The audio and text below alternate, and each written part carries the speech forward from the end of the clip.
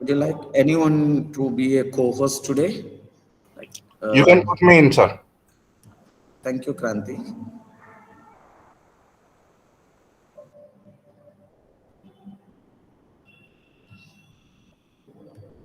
Yeah, I have added you as a co-host. Please, manage the crowd. Okay, sir. Yeah, thank you.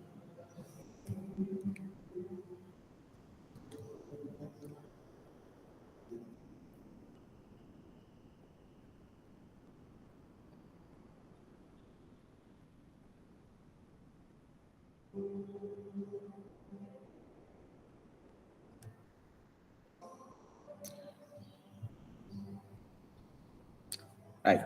I hope it's visible, right? Yes, sir. Yeah. In the yesterday's class from block 4, I have covered 2 units, and the remaining the 2 units, though it technically 2 units, I covered most of the topics from the, as I told you in the beginning of the class yesterday, like, most of the concepts from the final chapter and, few topics from this chapter have been covered in the yesterday's class. The remaining topics I would like to cover today's class. Probably today I need 1 hour to 1 hour 30 minutes. So in that time, and I would be able to finish up the class, right? So today we'll start with the third unit, social identity, crowd, and crowding and crowd behavior. These are the three topics that we'll be covering. And then finally, we'll be looking into the cooperation, competition, and the conflict. Since the conflict had been already covered, just we'll see superficially. Like before we start, I would like to start. Would like to know what is your idea or opinion about these three terms. Can anybody come and tell me what you mean by social identity or crowding?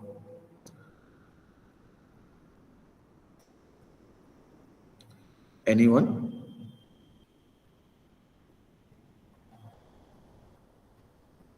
I hope I'm audible. Yes, sir. Thank you. Yes, sir. Social identity is how we feel about ourselves amongst other people. Okay. Any idea about the crowding and crowd behavior, sir? Crowding is more than two people joining together and making a crowd. Sir, Crowd your voice. behavior is, sorry. Crowd behavior is behavior of the crowd based on the individual perception or the perception of the crowd. Okay. Thank you. Anyone? Anyone would like to say? Otherwise, I'll continue. So let us discuss about what these three terms mean, and why we have to learn these behaviors in the group processes or the like entire the block 4. If you look at the what is the social identity? Social identity is our recognition that says that we belong to certain social categories.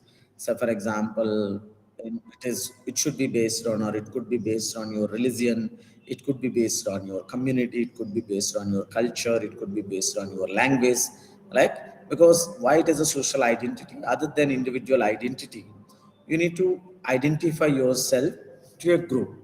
So, for example, if I belong to a particular religion, probably I would say that I'm a Hindu, or I'm a Muslim, or I'm a Christian, or I belong to a certain culture, like or else I say that I belong to this particular language. I'm a Telugu, I'm a Kannadiga, right? These are the social identities. So the social identity is a part of the self concept that is derived from the membership in a social groups or categories. Because how do I come to know that I'm a Telugu or I'm a Kannadiga, I'm a Tamilian, or say for example, I'm a Hindu or a Christian? Because it's my self concept that has been developed and is derived from because I'm a member of that particular group. So the either it could be from family to the nationality or even race. So for example, I'm an Indian is a social identity, right? I belong to a certain family, it's my social identity. This is what basically the social identity means. It's our recognition that we belong to certain social categories. Whereas the crowd, a sizable gathering of people who temporarily share a common focus and a single location. Uh, Here, the crowds can vary in shape, size, and even different types. So, for example, what do I mean by temporarily share a common focus? So, for example, if there is uh, riots are happening, or a strike is taking place, it's a temporary gathering, but it's a sizable gathering, probably some thousands of people who have gathered in order to protest on a particular idea. So here everybody gathers in the single location. So here it's based on the size or the type, because if it is a rights, you will have a different gathering.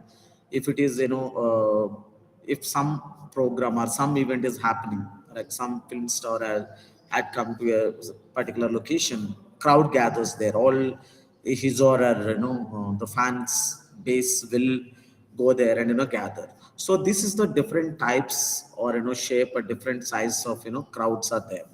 So what is crowding? So once you know the crowd, what do I mean by crowding? Crowding is the presence of many others. What do you mean by many others?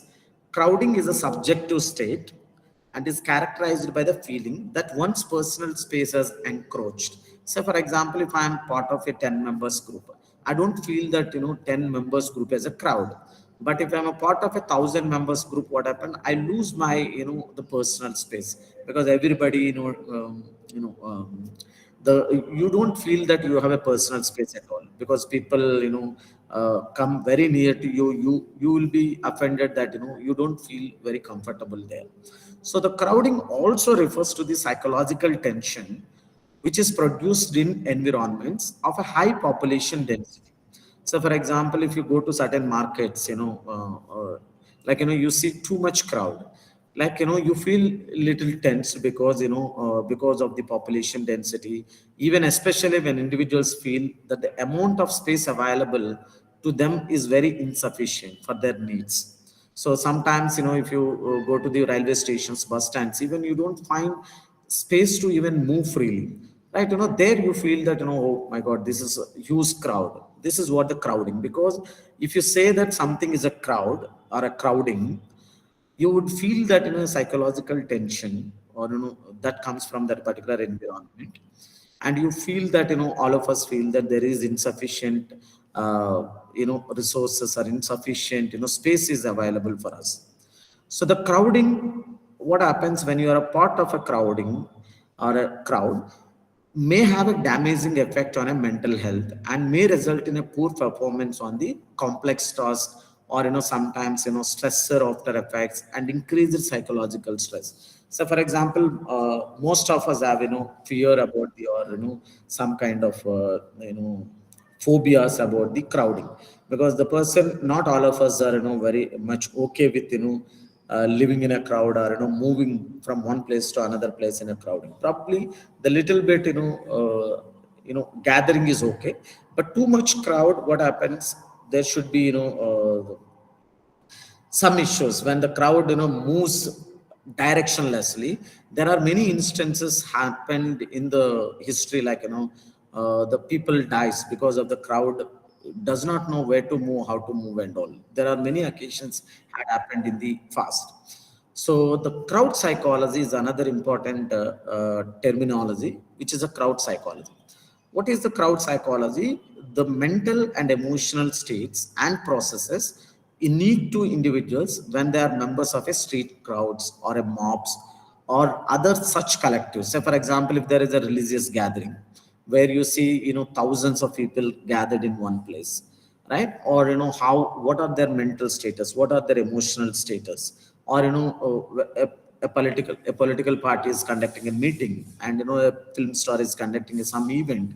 So you see that more than the crowd, the mob, or like too much crowding, or because where you do not feel that you have enough space to move yourself freely, right? So the basically the crowd psychology deals with the mental and emotional states and the processes which is unique to each individual when they are the members of the crowd. How individually they behave in a mob or in a crowd. That is what basically the crowd psychology studies. If you look at the crowd behavior, the activities or conduct of a group of people who congregate temporarily while their attention is focused on the some object or event. So because why most of the times we say that the crowd is temporary, because crowd cannot be a permanent, right? So the we meet for a certain reasons or a certain purpose. Once the purpose is served, the crowd will dissolve. So usually whenever there is a riots, whenever there is a strike, whenever there is a protest, whenever there is gathering, religious gatherings, or these the public figures come together, or political leaders call for a meeting, so the crowd crowding takes place. That's the reason we say that it is a temporary. So for example, an audience tend to be very relatively passive. So for example, if I'm attending a movie, like everyone has got their own seats, or when I attend a particular a program, being an audience, though there are 1,000 people are there in an auditorium, like, but still I smile, I laugh, I applaud, because there is an expected behavior here. Or whereas a street or a milling crowd typically moves without an apparent aim, and a mob may act violently. That's the difference between a crowd and the mob. Because if it is an audience, we try to reach the probably podium because we wanted to see our beloved person. We wave at the our beloved person, we laugh at them, whatever they say, we applaud them, right? But when it comes to the street or crowd, they move very without any apparent aim. They don't know why they are moving in a particular direction.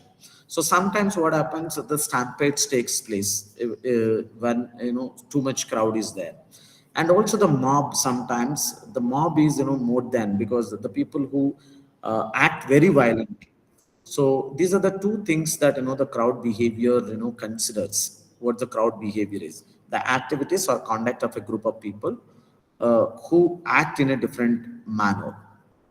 So there are three theories of classical theories of crowd behavior. The one such theory comes from the Lebon, one of the earliest theories of crowd behavior, which was proposed by Lebon.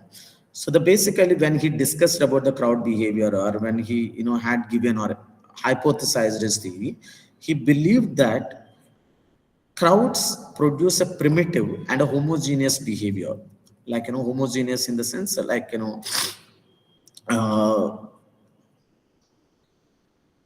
uh, a similar set of behaviors. So if you look at it, why? Because why they produce a primitive or homogeneous behavior, because members are anonymous. Because when you are part of a group, 1,000 members group, or a 10,000 members group, or a 1 lakh members group, all the members feel that they're anonymous, and thus they lose the personal responsibility for their actions. That's the reason why mob acts very violently. So because when I feel that I will not be recognized for what I'm doing it in a mob, or what I'm doing in a crowd, I might act very antisocially, right? And also why they behave in a primitive in nature, like the ideas and sentiments spread rapidly and unpredictably through a process of contagion, right? So for example, because if somebody, we do not know what is happening, and what is somebody is talking, because in a group of people where 10,000 people gathered, somewhere there is a push, and somebody is screaming, there is something happened, or somebody attacked. You don't feel that like people react very unpredictably, and they react so quickly. They react so quickly. So it is a kind of we call it this concept as a contagion, where the sentiments and the spread rapidly, very unpredictably moves that. And whereas the third concept, we say that which is unconscious antisocial motives are related to the suggestion, because that's it's the another characteristic where why the crowd shows a kind of a primitive behavior, is because these crowd has an unconscious antisocial motives. It is not a conscious antisocial motives, it's an unconscious level. They're related to through suggestion, because when you are a mob, when you are in a mob, when you are a part in a mob or in a crowd, if somebody suggests something, you just tend to do that. You don't use your common sense whether am I doing the right thing, whether I'm doing the wrong thing, because it's the group influences. I think yesterday we learned how group influences when you are part of an individual. Because there is anonymity, like we need not to have that personal responsibility what we are doing it. Like that's the reason if you see that whenever a mob moves it, like the people throw mud, people throw their petrol cans or on the vehicles on the street, they just fire it. So here, because they're more susceptible to any kind of a suggestion. This is what the classical theory of crowd behavior. If you look at it, he says that these are the three processes he was talking about it. One is anonymity, because the people feel like they will not be recognized. And the phenomenology, if you look at it, which is invincibility or irresponsibility, because when I feel that when I'm a part of a group, there is anonymity. The people, what, even if I'm stabbing someone, I'm misbehaving with someone in a mob, probably I will not take responsibility, because nobody would be recognizing me that such thing I have done it. So it is more of it invincibility or irresponsibility. When there is anonymity, that leads to irresponsibility, and it leads to a kind of a behavior, either could be violent behavior or antisocial or uncivilized or instinctive behavior. Similarly, when the contagion, like we say that in the contagion there is a rapid and unpredictable shifts in behavior, so that also leads to the behavior. And also the suggestibility, the more the susceptible to suggestibility for any group, they behave at the primitive level, and savage instincts surfaces. So when all these three things are there, anonymity, contagion, suggestibility, you see the kind of antisocial behavior, violent and antisocial and uncivilized behavior.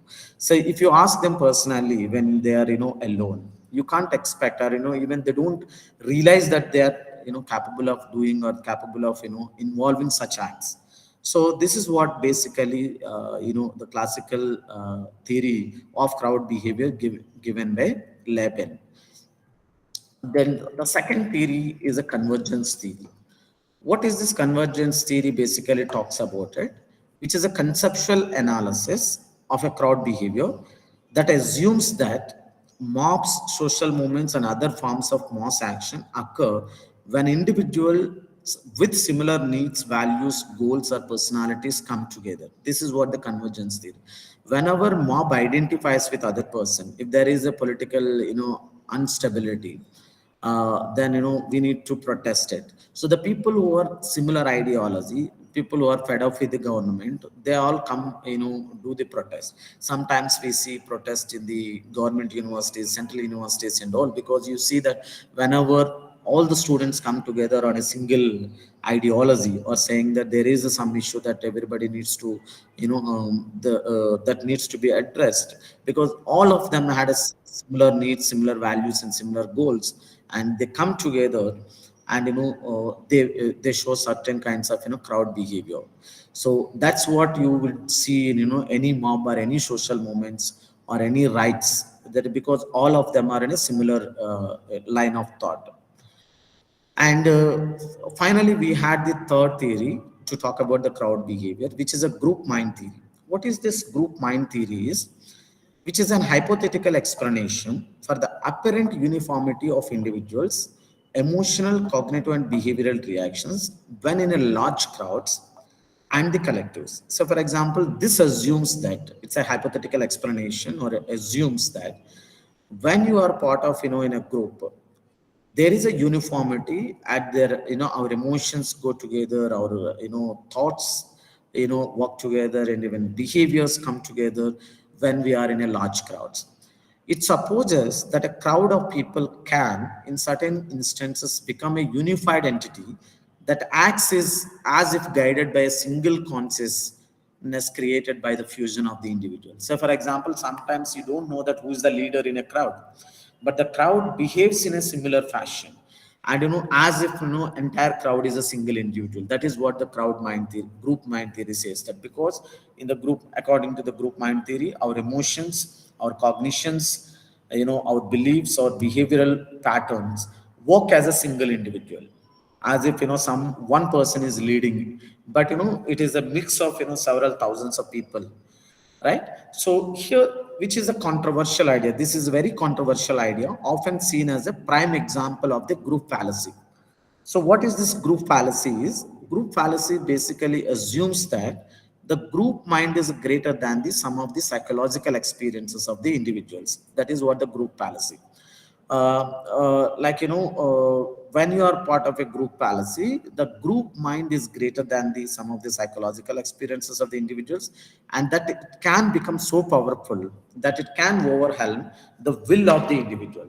Even one or two individuals, like they don't want their personal value systems or belief systems might be different, but when you are part of the group, you also lose a kind of common sense. That's the reason we see whenever there is a mass mob acting very differently. Say for example, there was an incident, right? Delhi, this in 2012, there is a Nirbhaya incident. You see that there are 5 6 group, that is not a mob, but it's a group. Even there are two minor people in that particular group. We understand the measures of somehow we can understand at least, like why certain individuals behave in certain way. Even if you read the case study, and if you come across the case study, the more than these adults, even adolescents as a part of the minor people have acted very aggressively. So you can see that when you are part of a group, like more than your mind, this works so powerful. This is what basically the crowd group minded theory talks about it. And based on this, we have some concepts called the collective behavior. Is collective behaviors is basically refers to the actions and attitudes of group of people who are temporarily and loosely connected by a shared purpose of interest. So it's a very related concept for the a mob, or any kind of a social gathering. So whenever we show a certain behaviors collectively, or any actions or any attitudes of a group of people, so come together for a temporary period of time, and these are the shared, we call it as a collective behavior. So if you look at these characteristics of the collective behaviors, these are mostly very spontaneous, and these gatherings are unstructured, right? It's which is an emergent and can take many different forms of collective behaviors. As I said, it can take a form of protest, or it can take a form of rights. It's panics or the crowds. So these are the whenever you are talking about only actions or attitudes of a group of people, we refer to them as a collective behavior. So some of the key concepts which are related to collective behaviors are two things. One is emergence and the contagion. I hope contagion already we have seen, but let us see one more time what are these important concepts. What is emergence here? The collective behavior emerges from the interactions among the individuals who share a common situation or a goal. Because whenever we are talking about any protest, right? So why lot of them gathers, right? So for example, in the West recently, there were in the Iran, there was a huge protest. For example, they were talking about all women. There was an incident, victim one woman. Later that because of their I think wearing this burqa and all. So the later all the women in Iran started protesting it because they don't want to wear it anymore.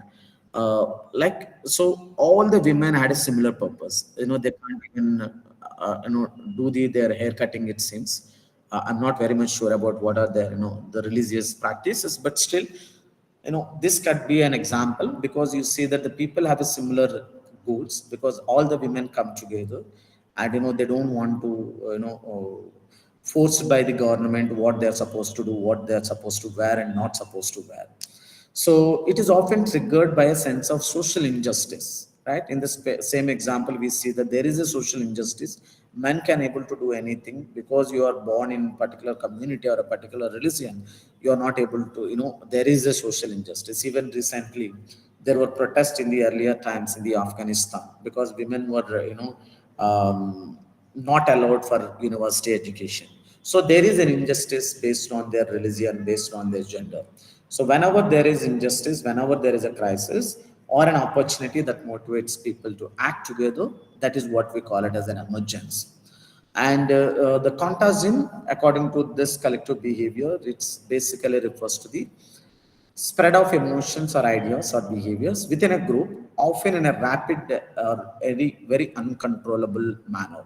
Because contagion is, we don't know how the group behaves or how the group moves. So the contagion can be positive or a negative and can lead to both pro-social behavior and also anti-social behavior. So for example, even if they're doing good, they do it good because it's, contagion can be positive. But whenever we are talking about in terms of the context of, crowd, so you may not see that the positive behaviors there, because even if there is a movement, push among the people, probably some stampedes will takes place because of the wrong movement or the directionless movement of the people, like people roll over other people. So this is what the collective behavior is basically. So I would like to take few question and answers before I move on to the final topic, competition and cooperation. Any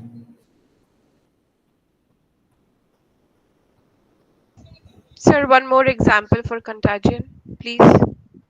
one more example for contagion?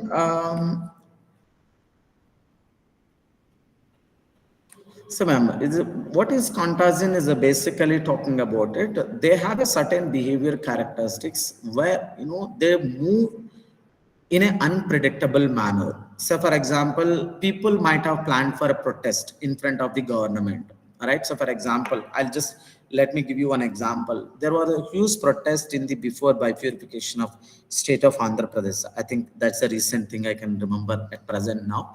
So, for example, every time, every alternative day, there is one or the other protest.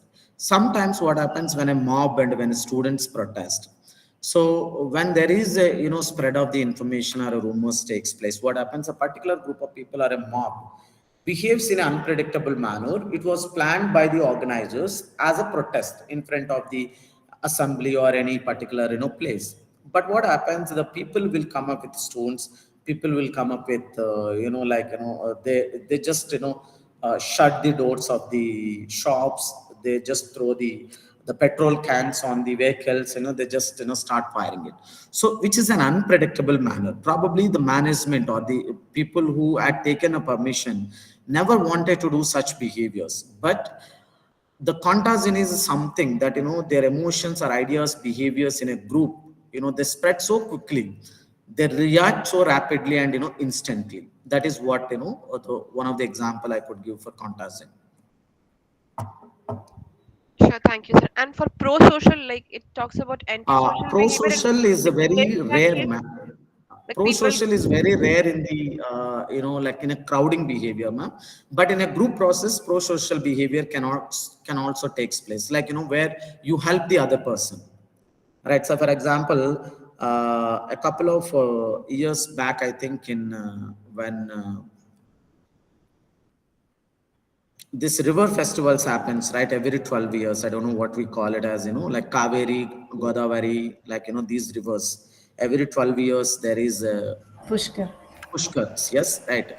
I think in 2016 or 17, there is a stampede in the one of the Pushkar Ghat in the state of Andhra Pradesh when the former like.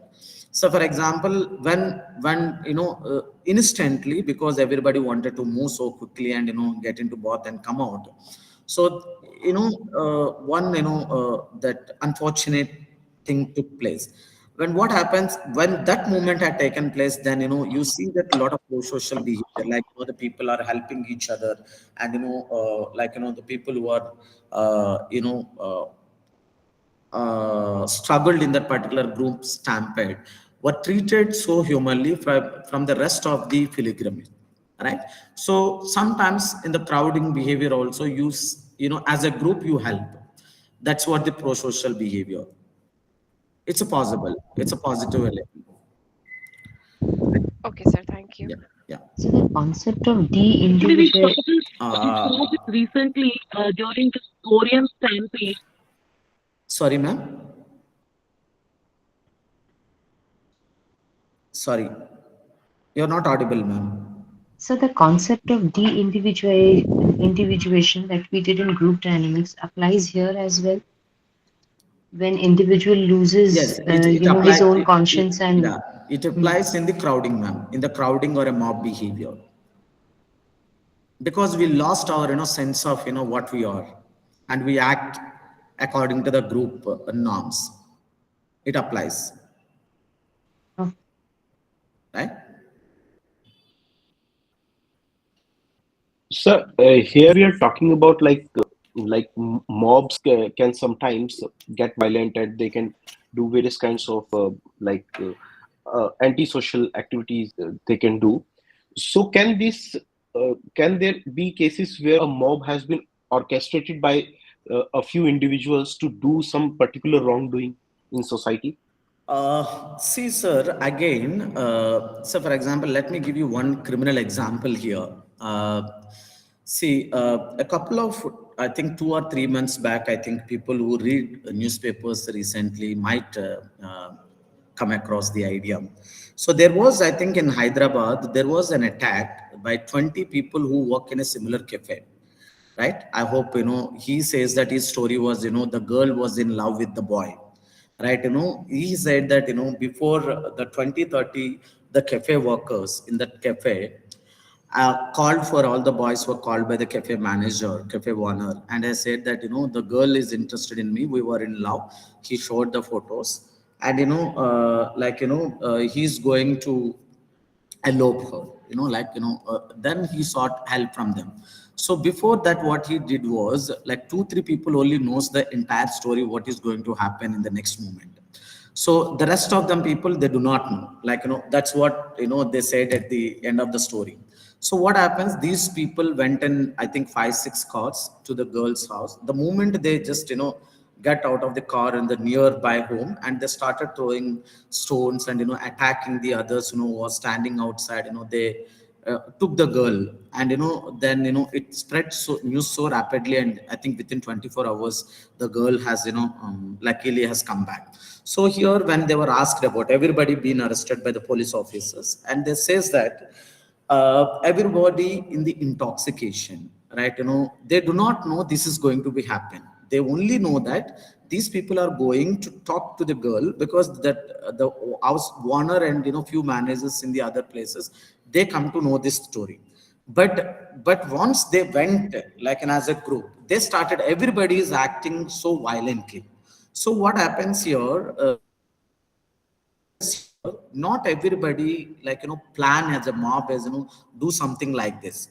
But there is a possibility 1 or 2 individuals have some hidden agenda. But what happens when I was talking about a de-individuation, because you are intoxicated, you are as a part of a big group, 30 40 male group, everybody is in their 20s and 30s. So probably there is a kind of de-individuation might happen taken place here. So it's a possible, but it's a possible for 1,000 people, like 100, 150, or 200. But I don't think so. The mob, as a 1 or 2 individuals leads it, because if it is ideology come together, I think mob acts violently. Because if everybody is so frustrated about the issue, they wanted to show their anger, like everybody felt the need, then only they might act. That is what my idea.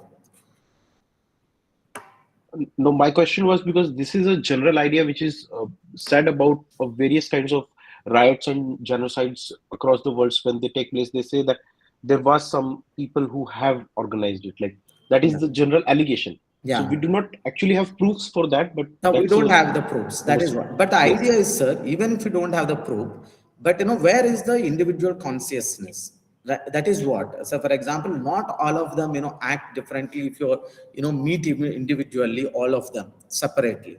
So they do not believe that they are able to do such things or act very violently, attack on the other person, right? But most of the times what happens, as you said, there is no proof that, the mob was, led by a single individual. So that is what, Right. I think we had seen one Yeah. concept there where, as if it works like, one individual is leading them, Right. right? Yes, sir. Yeah. The last topic, I think this is a three terminologies that are used: cooperation, competition, and the conflict. I think the conflict I had covered very in detailed in the yesterday's class. We'll just see that what is the cooperation and competition and how it leads to the conflict. Before cooperation and competition takes place whenever there is a social interaction, right? So here, the social interaction is a kind of any process that involves a kind of a reciprocal stimulation or a response between the two or more individuals. So these can range from the our first encounters between a parent and the offspring, or the two complex interactions with multiple individuals at the adult life. So the social interaction as we born, the newborns, our first interaction or the reciprocal stimulation, we get it from our mother, then our extended family members, parents, right? So from that simple example to, or basic example to, when we interact with multiple peoples in our organizations, in our different platforms. So this involves a kind of a social interaction. So the social interaction also includes the development of cooperation and the competition. Whenever there is an interaction, social interaction, there is always two possibilities, actually three possibilities. One is there could be some kind of cooperation among the group members, and there is also possibility of a competition among the group members. So these topics, or the development of cooperation and the competition, the influence of the status and also the social roles and the dynamics of the group behavior or a leadership or a conformity. So when we are talking about the social interaction, all these things are very much prevalent. So there should be an influence of status, like say for example, yesterday we learned that based on the social roles, there is a manager role and there is an employer role. So there are expectations what manager is expected to do, that what as an employee is expected to do that. So we had mostly discussed about the group dynamics and the social roles in the yesterday's class. We'll concentrate on the cooperation and competition now.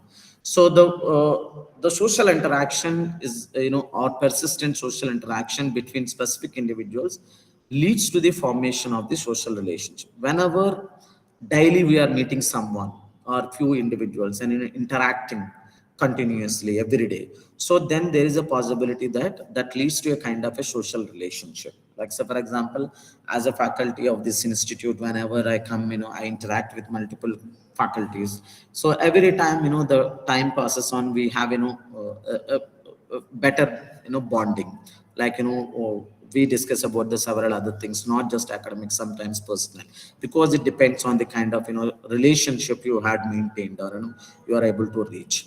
So if you look at it, what are these terminologies talks about it. First one is the cooperation. Cooperation is a process whereby two or more individuals work together toward the attainment of a mutual goal or a complementary goals. So for example, here in the cooperation, as a faculty, I need to do certain publications. I need to work with the other academicians. I need to work with my students. So what happens? Everybody has, if I had a goal of, publishing a research article in prestigious journal, probably I will, collaborate with other faculty members, other institutions, because all of us have a similar goal. So we wanted to attain the goal as a mutual or a complementary goal. In cooperation, basically what happens, as an individual, we act together for our mutual benefit, so that all of them can obtain that particular goal and all of them can benefit it. So this is what one of the example for cooperation. But when it comes to the competition, competition refers to the process of individuals or groups competing against one another for resources, status, or other benefit. If there is one award, all right, there is a cash prize or the best employee. Management cannot give 100 best employee awards. So probably one best employee or the best of the best employee or the best outgoing student. So for this, what happens? You need to compete with other persons because there is a benefit or status is a single, or it's it is not available for the multiple people. So it is available, there is a one position or one status that all of us compete to reach that level. So in this competition, whenever there is a competition and whenever there is minimal number of rewards, a person acts for his or her own individual benefit, so that he or she can obtain a goal that has limited availability. So, for example, there is the best outgoing student or the one prize money. All of us, will compete. So, for example, we see every day in the news channels there is a dance competition, there is a singing competition. Like, so for example, the only one person can at the end of the program, only one person can reach that the that particular the winner of the particular program. So the competition, what happens, can be both positive and also negative, and can lead to both pro-social and anti-social behavior. So, for example, many times in the shows, like the examples I had provided, like singing competition and dancing competition, and you may know, we, compete with each other at the positively, like because all of us are going to win the program, but only we know that at the end of the day only one person can win. So here we try to help each other. So for example, many programs we see that other singers also sometimes we act as a chorus for the main singer. You are also competitor, but sometimes when there is a chorus is required by your opponent, you just act as a pro socially, you be part of chorus. That is why, that is what I used to observe, right? This is a positive competition because it can motivate individuals to work harder and achieve more. It is not that if I just act as a chorus that she is going to win. Even I'm going to win, because when I need, other person might help. But sometimes what happens, the competition can also work as a negative competition. Whenever there is a negative competition, whenever there is personal vendetta, or some kind of negative attitudes involved in it, that can lead to a conflict. Sometimes we see in organization there is a difference of opinion. So there is kind of whenever there is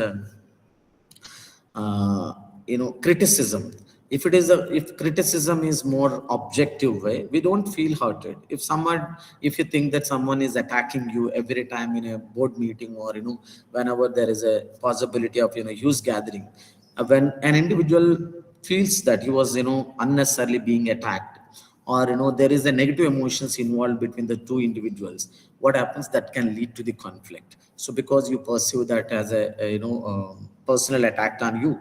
So when there is a negative competition, that can lead to the conflict or aggression, and also negative attitude towards the others. This person is always like that, probably the other person is targeting me, right? This is what the competition and the this one.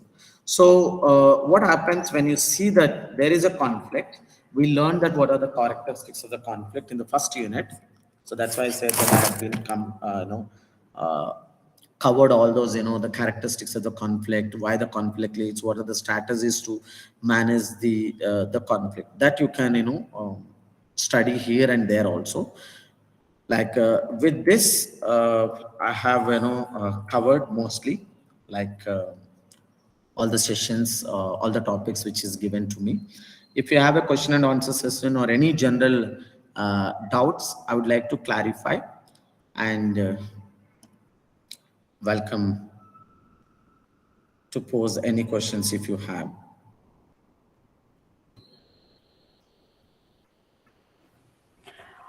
These topics were really interesting, sir, because these are things that we come across on a daily basis and in Yeah. our own lives. So it's Sure. easy to